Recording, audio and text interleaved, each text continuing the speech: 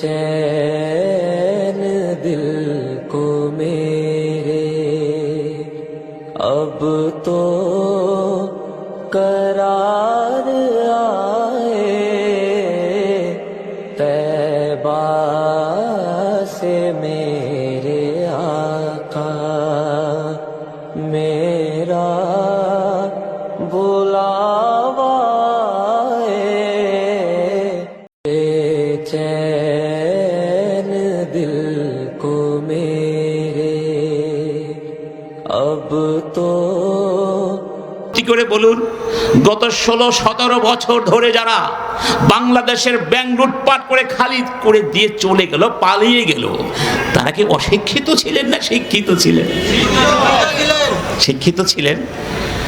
যারা এত হাজার হাজার মানুষকে হত্যা করলো, গুম করলো, খুন করলো, আয়নাঘর তৈরি করে, মানবাধিকার লঙ্ঘন করে বিশ্বের বুকে আমাদের মুখে চুন কালি দিয়ে পালিয়ে গেল, তারা কি অশিক্ষিত ছিল?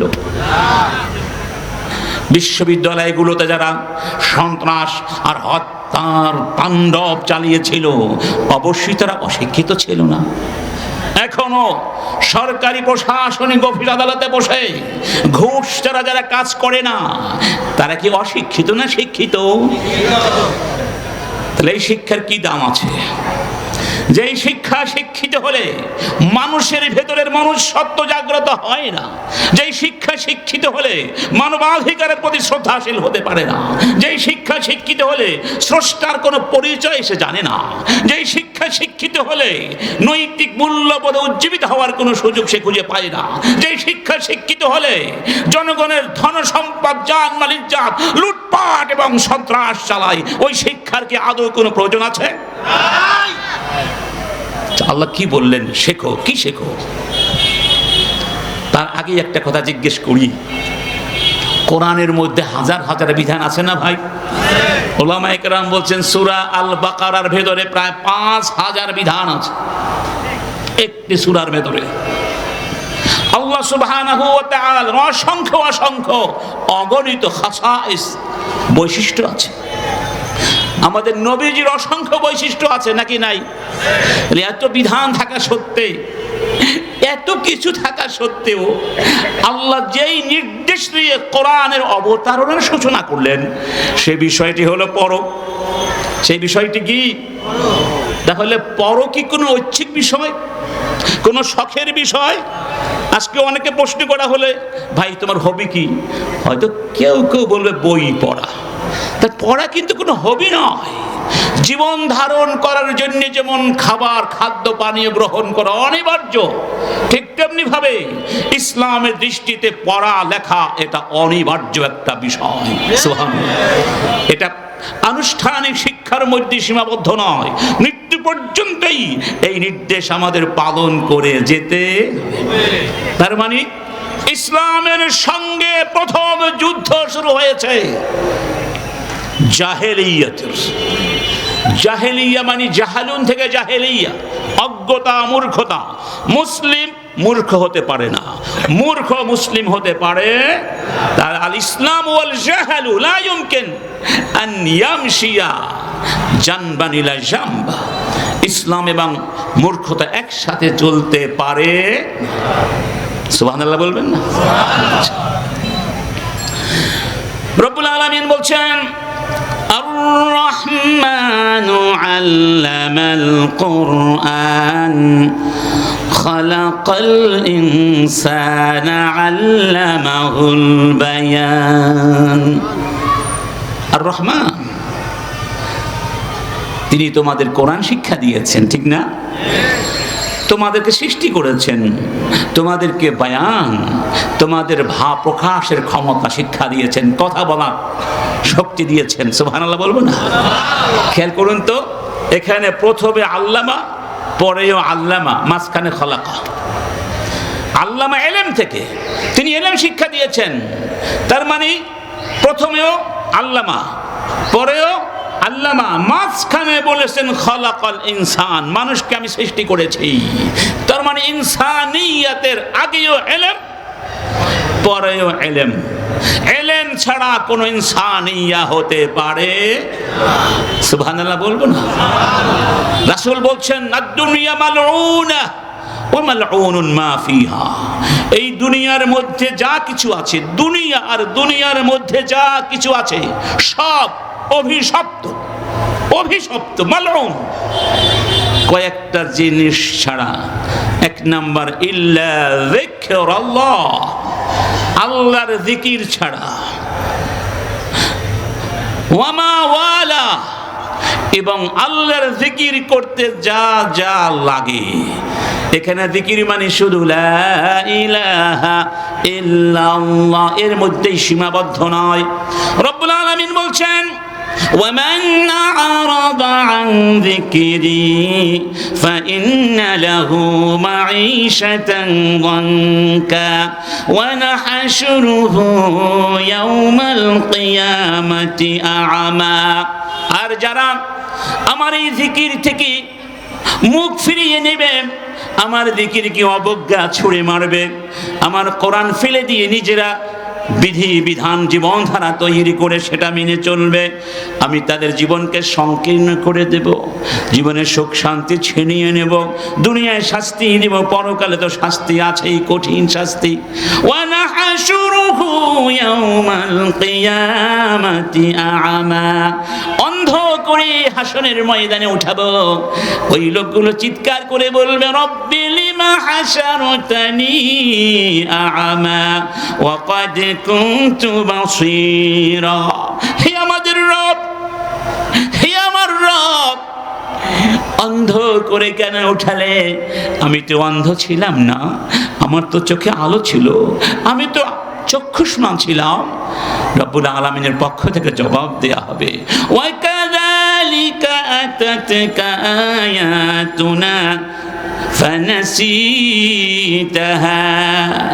তোমার কাছে তো আমার আয়াতগুলো এসেছিল, তুমি আমার আয়াতকে দেখিও না দেখার ভান করেছো, শুনেও না শোনার ভান করেছো। আছে নাকি নাই? শোনা।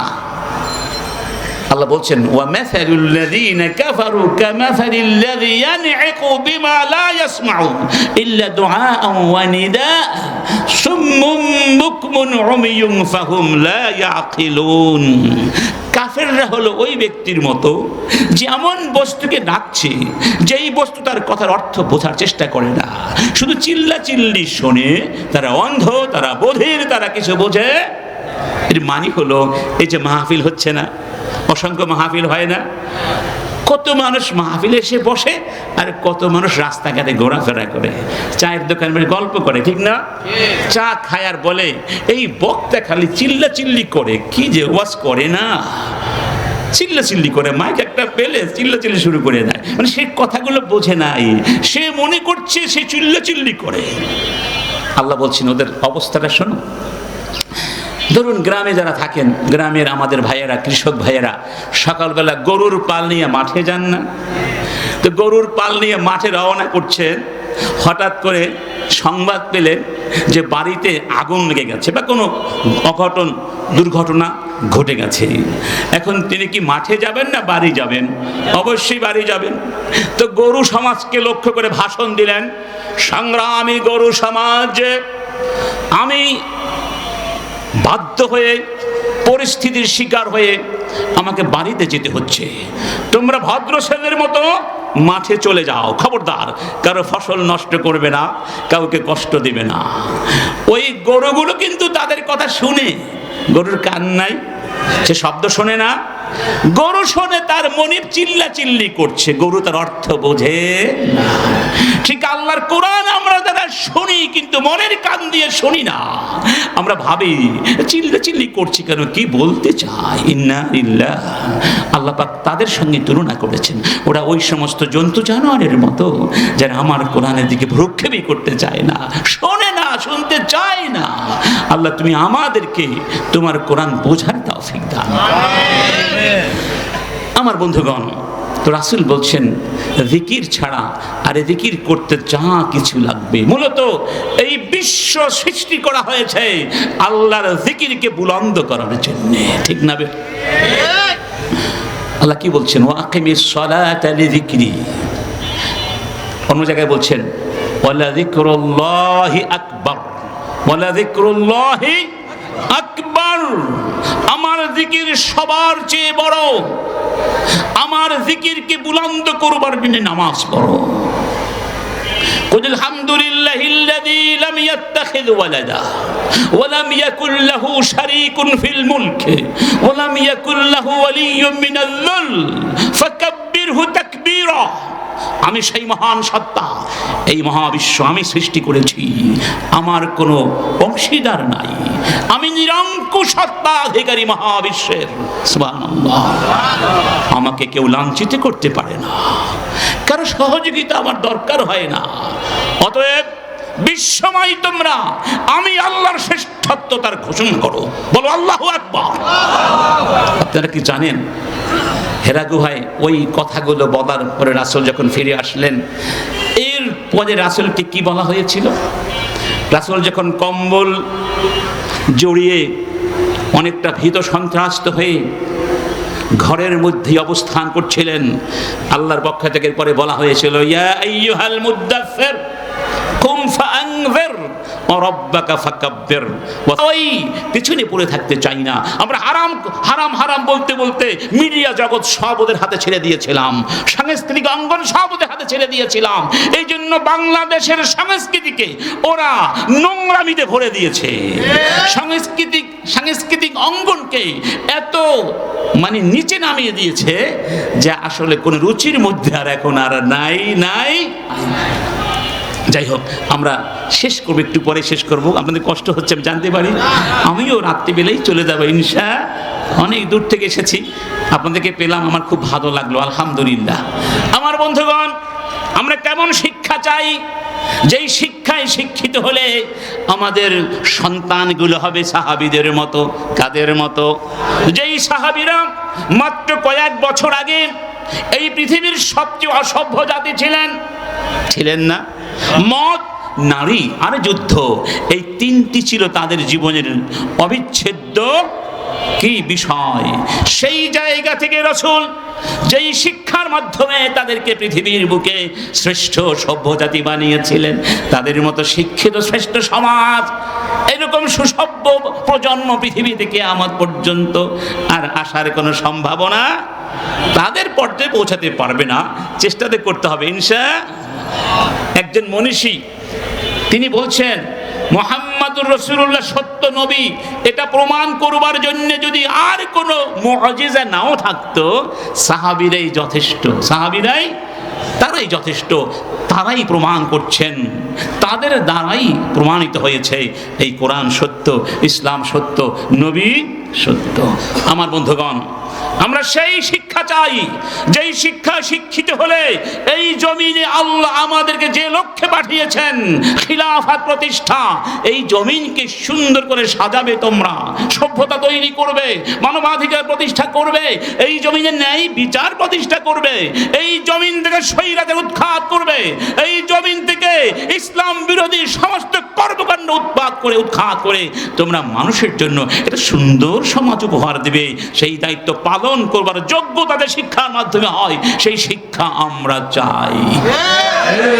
এই জমিনে যত দেশ আছে, যত জাতি আছে, দেখুন তো তাদের শিক্ষার দর্শন কি। এই ব্যাপারে সমস্ত দার্শনিক ঐকমত্য পোষণ করেছেন যে শিক্ষার দর্শন যেটি ওই জাতির জীবন দর্শন আর শিক্ষার দর্শন এক হতে হবে। আমাদের জীবন দর্শন ইসলাম, কোরআন, নামাজ, রোজা, হজ, যাকাত, আখিরাত, ঠিক না? তাহলে আমাদের জীবন দর্শন ইসলাম হলে আমাদের শিক্ষার দর্শন কেন ধর্মনিরপেক্ষবাদী হবে? আমাদের শিক্ষার মধ্যে কেন কোরআন থাকবে না? একজন ব্যক্তি পিএইচডি করেছেন কিন্তু কোরআন পড়তে পারেন না, কোরআন বোঝা তো দূরের কথা, কোরআন পড়বার মতো যোগ্যতাও হবে না, কারণ স্কুল কলেজে কোরআন শিক্ষার কোনো ব্যবস্থা নাই। তাহলে আপনার আমার দায়িত্ব কি ছিল? আগে তাকে কোরআন শিক্ষা দেওয়া, ঈমান শিক্ষা দেওয়া, আখলাক শিক্ষা দেওয়া, ইবাদত শিক্ষা দেওয়া, মুআমালাত শিক্ষা দেওয়া। সেটা হচ্ছে না, যে কারণে এই বাংলাদেশ এখন নরকে পরিণত হয়েছে। মানুষকে রাস্তাঘাটে পাথর মেরে হত্যা করছে, আর বাকিরা দর্শকের ভূমিকা অবতীর্ণ হয়ে আছে। আপনার আমার চোখের সামনে আমাদের হক, আমাদের অধিকারগুলো ক্ষুণ্ণ হয়ে গেল। ভোট দিতে পেরেছেন? পেরেছেন? কিসের শিক্ষা? গোটা সমাজ ব্যবস্থা নষ্ট হয়ে গেছে। এই সমাজের রঙে রঙে করোনা। কিসের করোনা? ধ্বংসাত্মক বিষ, ধ্বংসাত্মক ব্যাধি শক্তিশালী হয়ে পড়েছে। এই সমাজ ব্যবস্থা থেকে এই বিষগুলো, জীবাণুগুলো সরিয়ে দিয়ে নতুন আরেকটা সমাজ আমাদের গড়তে হবে। সেই সমাজ হবে কিসের সমাজ? কিসের সমাজ? এবার আমি কয়েকটা উদাহরণ দিয়ে শেষ করব। এই শিক্ষায় শিক্ষিত হতে পারলে, এই শিক্ষার মাধ্যমে সমাজ গড়তে পারলে আপনি কেমন সমাজ পাবেন, এই শিক্ষা আপনাকে আমাকে শেখাবে প্রত্যেক মানুষকে সম্মান করে কথা বলতে হবে। রাসূল করিম সাল্লাল্লাহু আলাইহি ওয়াসাল্লাম রাস্তা দিয়ে যাচ্ছেন সাহাবীদেরকে নিয়ে। হঠাৎ করে দেখা গেল কিছু মানুষ একটা লাশ বহন করে নিয়ে যাচ্ছেন কাঁধে করে। নবীজি ওই লাশ দেখি হঠাৎ করে থমকে দাঁড়ালেন। সাহাবারা বললেন, ইয়া রাসূলুল্লাহ, যেই লাশটি দেখে দাঁড়িয়েছেন এটি কোনো মুমিনের লাশ নয়, মুসলিমের লাশ নয়, একটা ইহুদির লাশ। ইহুদি মরে গেছে, ঝামেলা চলে গেছে, এরকম একটা মনোভাব। নবীজি বললেন, আলাইসাত নাফসান, সে ইহুদি হতে পারে, অমুসলিম হতে পারে, কিন্তু সে তো একজন মানুষ ছিল, একজন মানুষ ছিল, তাই না? তাহলে মানুষ হিসাবে জন্ম নিলে তার একটা হিউম্যান ডিগনিটি থাকতে হবে, আল কারামাতুল ইনসানিয়া থাকতে হবে। মানুষকে লাঞ্ছিত করা যাবে না, মানুষকে অপমান করা যাবে না, মানুষকে সম্মান করতে হবে। এই শিক্ষা যেই শিক্ষার মধ্যে নাই, ওই শিক্ষা আমরা চাই না। কথা ঠিক? এই শিক্ষা আমাদের মধ্যে সাম্য এবং মানবাধিকারের অনুভূতি তৈরি করবে। ওমর ইবনে খাত্তাব যখন খলিফা, তার পিএস বললেন, আমিরুল মুমিনিন, দুজন ব্যক্তি আপনার সঙ্গে সাক্ষাৎ করতে এসেছেন। কারা কারা? আবু সুফিয়ান এবং বেলাল। ওমর বললেন, তুমি বেলালের নাম পরে বললে কেন? আবু সুফিয়ানের নাম আগে বললে কেন? কারণ আবু সুফিয়ান সুন্দর মানুষ আর বেলাল কালো মানুষটাই। বরং বলো বেলাল এসেছে এবং আবু সুফিয়ান এসেছে। এই ছিল মানুষের মর্যাদা। সুবহানাল্লাহ বলবেন না? আমাদের নবী তখনও তার কাছে নবুয়ত আসে নাই, তিনি মক্কায় ছিলেন। এক ব্যক্তি তাকে একটা গোলাম কিনে উপহার দিয়েছিল। অনেক বছর পরে একজন মুরব্বী এসে বললেন, মুহাম্মদ, তোমার অধীনে যে গোলাম আছে ওই গোলামটি আমার ছেলে, আমি তার বাবা হারেফা। ওই ছেলেটির নাম ছিল জায়েদ। আমাকে ফিরিয়ে দাও বাবা, বিনিময়ে যা চাইবে তাই আমি তোমাকে দেব। নবীজি বলেন, আমার কাছে আরো ভালো সমাধান আছে। কি আছে? জায়েদ ডাকলেন তাকে। বাবা আর সন্তানের সাক্ষাৎ হলো। তো জাহেদের বাবা বলেছিলেন, আমরা দাস নই, আমরা স্বাধীন মানুষ। আমার স্ত্রী আমার সন্তানকে নিয়ে বেড়াতে গিয়েছিল তার বাবার বাড়িতে, আরেকটি গোত্র আক্রমণ করেছিল। তখন আত্মরক্ষার জন্য মক্কায় আশ্রয় নিয়েছিল তারা। মক্কার লোকেরা তাদেরকে দাস বানিয়ে বিক্রয় করে দিয়েছে। মুহাম্মদ, তুমি যা চাও তাই দেব, আমি গোত্রপতি, আমি নেতা, সম্পদের অভাব নয় আমার। রাসূল বললেন, জায়েদ, তোমাকে আমি স্বাধীন করে দিলাম, তুমি চাইলে বাবার সাথে চলে যেতে পারো, আমার দুয়ারও তোমার জন্য খোলা থাকবে। তখন জায়েদ তার বাবাকে বলেছিলেন, বাবা, আমাকে বরং মুহাম্মাদের সঙ্গে থাকতে দাও বাবা। জায়েদের বাবা বলেন, আতুফাদ্দিলুল উবুদিয়্যাতা আলাল হুররিয়্যা, তুমি হাতের মুঠায় স্বাধীনতা পেয়েছো, তারপরেও দাসত্বের জীবন চাও? জায়েদ বললেন, বাবা, স্বাধীনতা কি জিনিস তোমরা জানো না, আমি মুহাম্মাদের কাছে শিখেছি স্বাধীনতা কি জিনিস। যেই যুগে মানুষের দাসদের কোনো অধিকার ছিল না, আমরা সেই শিক্ষা চাই, যেই শিক্ষায় শিক্ষিত হলে এই দুনিয়ার সমস্ত জাতি গোষ্ঠী মুসলিম উম্মাহকে আদর করে কাছে টেনে নিবে।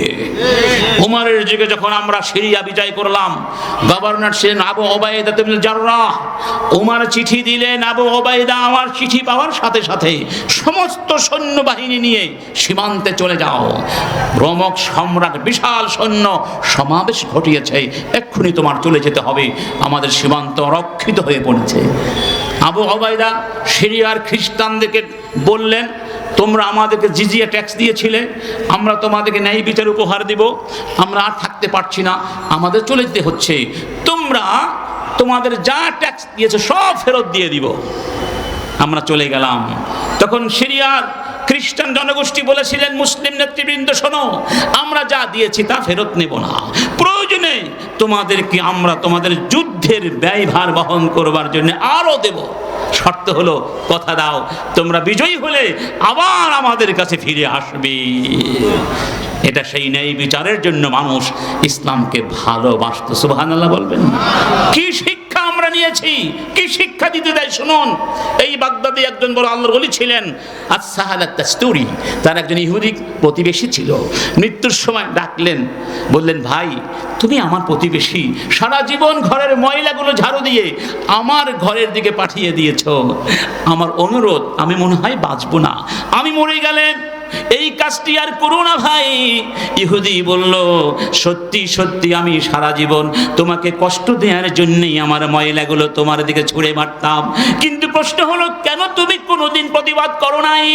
সাহাল বললেন, কারণ আমাদের নবী শিখিয়েছেন প্রতিবেশী কষ্ট দিলে তাকে কষ্ট দিও না, বরং তার কষ্ট যদি সম্ভব হয় তার কষ্ট গ্রহণ করে নাও, তাকে কষ্ট দিও না। তাই তো তোমার কষ্ট আমি বরণ করে নিয়েছি, কিন্তু আমি জানি না আমার মৃত্যুর পরে আমার সন্তান তোমার সঙ্গে কেমন আচরণ করবে, তা আমি জানি না।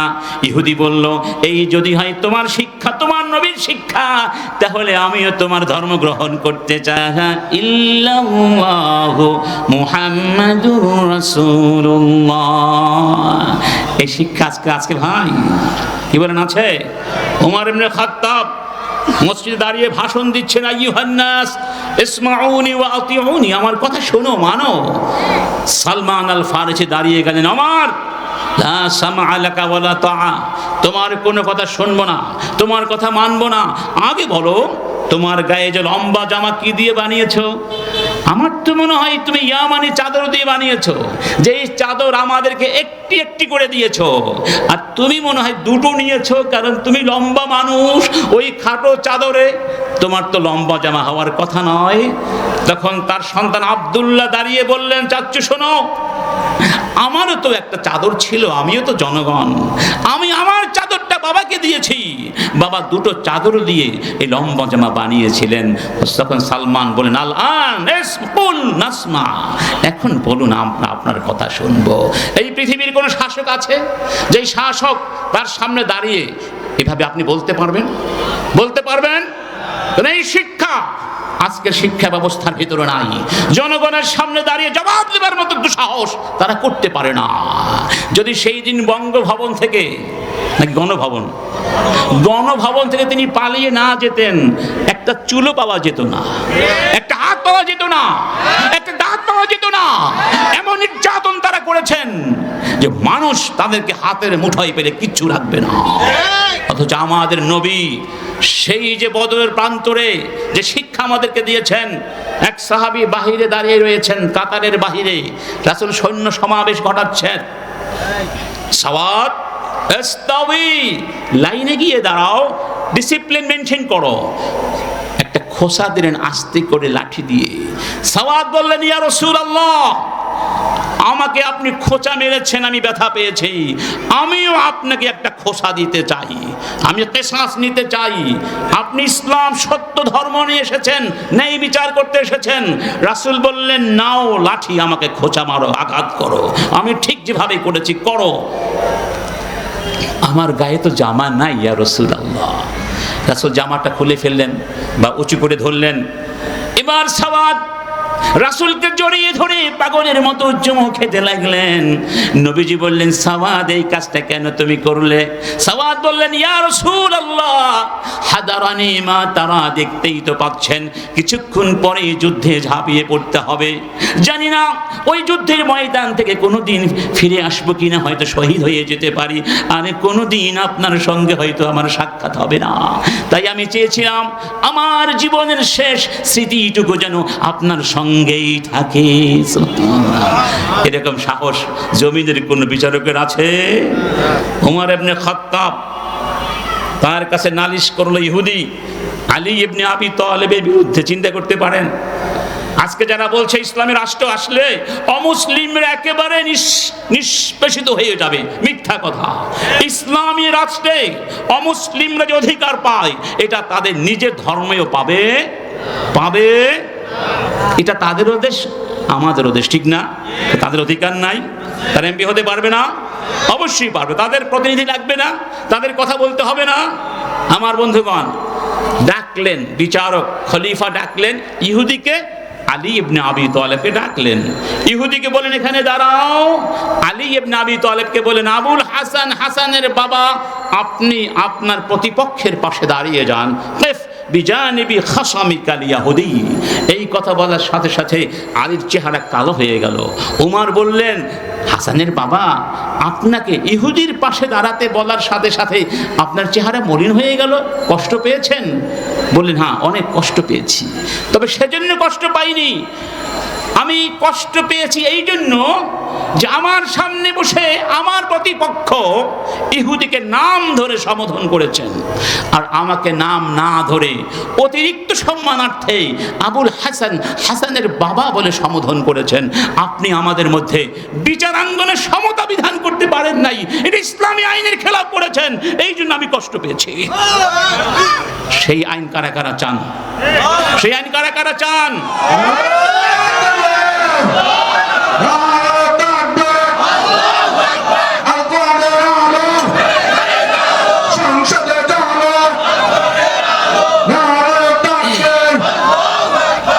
আমার বন্ধুগণ, সময় অনেক হয়ে গেছে, আমার 12টা 20 গাড়ি, আমারও যেন 12টা না বেজে যায় ইনশাআল্লাহ।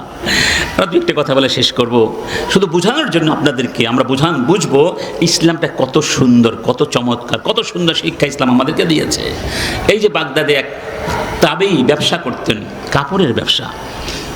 তারপরে তিনি তার সেলসম্যানকে বললেন, আমি একটু বাইরে যাব, এই শেলফে যে কাপড়গুলো আছে ডিফেক্টেড, দাম কমিয়ে রাখবে, ক্রেতাকে বলে দিবে এখানে ত্রুটি আছে। সুবহানাল্লাহ।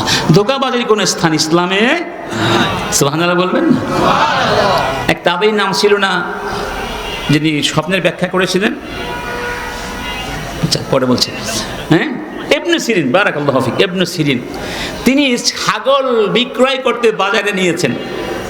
ক্রেতাকে বললেন, আমার ছাগলের মধ্যে কোনো দোষ নাই, একটা দোষ আছে, খেয়াল করুন। কি দোষ? যখন সে ঘাস খায় ছড়িয়ে ছিটিয়ে খায়, এটাই তার দোষ, আর কোনো দোষ না। আচ্ছা বলুন তো, এটা কোনো দোষ? এটিকেও তারা গোপন রাখেন নাই, ক্রেতাকে বলে দিয়েছেন। এই হলো ইসলামের শিক্ষা। তো ওই মালিক যখন আসলেন, সেলসম্যান বলল তার মালিককে, সবগুলো কাপড় সেল করে দিয়েছে এবং ভালো দামে। বলে দিয়েছো, ত্রুটির কথা বলিনি। কেন? কারণ ক্রেতা একজন ইহুদি। ইন্না লিল্লাহি, ভুল করেছে, অন্যায় করেছে। খুঁজতে বের হলেন সেই কাফেলা, তারা অনেক বড় ব্যবসায়ী। 3 দিন 3 রাত খোঁজাখুঁজি করে ব্যবসায়ীকে পেলেন। গিয়ে বললেন, ভাই আমাকে মাফ করে দাও, আমার সেলসম্যান তোমার সঙ্গে প্রতারণা করেছে, এই কাপড়গুলোর দামও বেশি রেখেছে, তোমাকে বলে দেয়নি, ত্রুটির কথা। এই নাও তোমার 3000 দিনার, আমার কাপড়গুলো ফেরত দিয়ে দাও ভাই, আর আমাকে মাফ করে দাও। ইহুদি বলল, আসল কথা বলো। তিনি বললেন, আসল কথা এটাই, কারণ নবীজি আমাদের শিখিয়েছেন, মান গাশশা ফালাইসা মিন্না, যারা মানুষকে ধোঁকা দেবে তারা আমার উম্মত নয়, তারা আমাদের উম্মত। এই একটা হাদিস পালন করলেই তো গোটা সমাজ ব্যবস্থা চেঞ্জ হয়ে যাবে। এগুলো কোনো গল্প বলছি না, কোনো মিথ্যে গল্প না, বাস্তব সত্য কথা, এগুলো বাস্তবতা। এটাই হলো ইসলাম। ইহুদি বলল, শোনো, তাই হয় আমি টাকাও ফেরত নেব না, কাপড়ও ফেরত দেব না। মুসিবতের কথা। কেন ভাই? ইহুদি বলল, এই যদি হয় তোমাদের নবীর শিক্ষা। সুবহানাল্লাহ। নাও, তোমাকে আমি আরো 3000 দিনার দিলাম, কারণ যেই 3000 দিনার আমি দিয়েছিলাম আগে, এগুলো ফেক। এই 3000 রিয়াল নোট দাও। বুঝেন না কথা? আগের টাকা ফেক, জাল নোট, এগুলো আসল নোট। আমাকে মুসলমান বানিয়ে দাও। লা ইলাহা ইল্লাল্লাহ। আব্দুল্লাহ বিন মুবারকের নাম শুনেন না এমন লোক কম আছেন যারা কোরআন হাদিস পড়েন। আব্দুল্লাহ বিন মুবারক ইমাম বুখারীর উস্তাদ, কত বড় মুহাদ্দিস। তার নাম আব্দুল্লাহ, বাবার নাম মুবারক।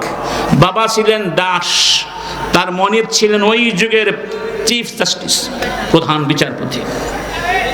বললেন, মুবারক আমার আঙ্গুর বাগানে যাও, পাহারা দিয়ে রেখো, আমি আসব। আঙ্গুর পাকলো, তিনি আসলেন, বললেন কিছু পানি দাও, কিছু আঙ্গুর দাও।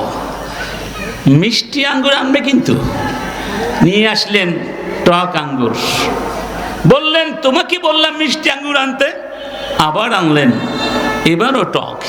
আবার নিয়ে এসো, এবারও টক। কয়বার? এবার মালিক দেখলেন এবারও টক। বললেন, আলা তারিফুল হেলওয়া মিনাল হামিদ, কোনটি টক কোনটি মিষ্টি তাও জানো না? বোকা কোথাকার। তখন তিনি বললেন, কি করে জানবো? আমি তো আঙ্গুর খাইনি, আপনি তো আমাকে আঙ্গুর ফল খাওয়ার পারমিশন দেন নাই। সুবহানাল্লাহ বলবেন না? মনে ভাবলেন মনে হয় দুষ্টমি করছে, অভিনয় করছে। সবাইকে জিজ্ঞেস করলেন, সবাই বলল কোনোদিন একটা আঙ্গুর তাকে খেতে দেখি নাই। তখন মনিব বললেন, মুবারক তোমাকে আমি আজাদ করে দিলাম। সুবহানাল্লাহ।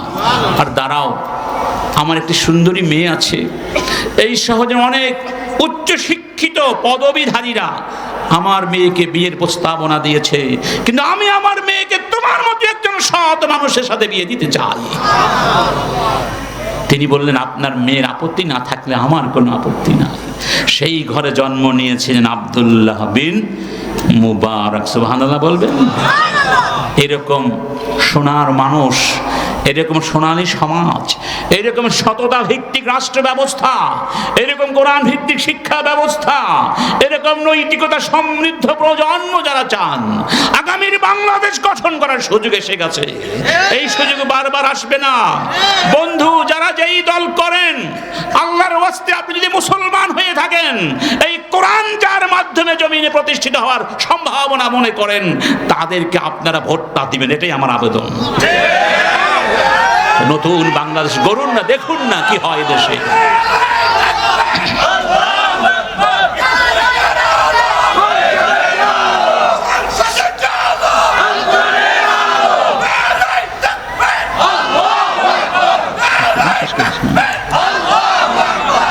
শুকরান, বারাকাল্লাহু ফীকুম। সবাইকে অনেক ধন্যবাদ।